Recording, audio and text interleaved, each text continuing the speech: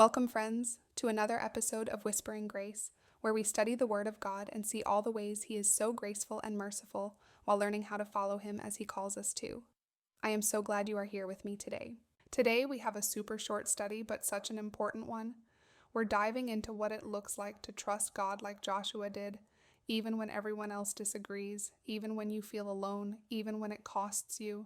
Joshua's story shows us what courageous trust looks like in a world that rewards compromise. In Numbers 13 to 14, 12 spies are sent to explore the promised land. 10 come back terrified, convinced they'll be destroyed. Only Joshua and Caleb believe God's promise. Joshua's response in Numbers 14:9 is bold. Do not rebel against the Lord and do not be afraid. Their protection is gone, but the Lord is with us. The people wanted to stone them. Think about that. Joshua was nearly killed for trusting God. But God protected him, and years later, Joshua would lead Israel into the promised land. Joshua's trust didn't come from himself. It came from what he knew about God, from listening, from remembering. We live in a hustle culture that rarely pauses, but if we don't stop to listen to God, how will we ever hear what He's really saying?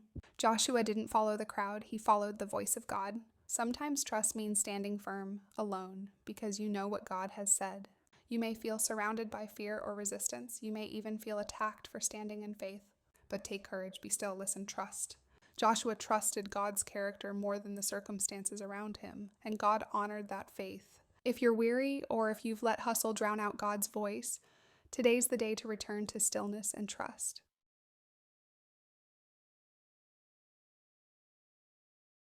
Thank you so much for listening today. I pray this has inspired you to take the time to stop and breathe and listen for God's voice and to have the faith of Joshua.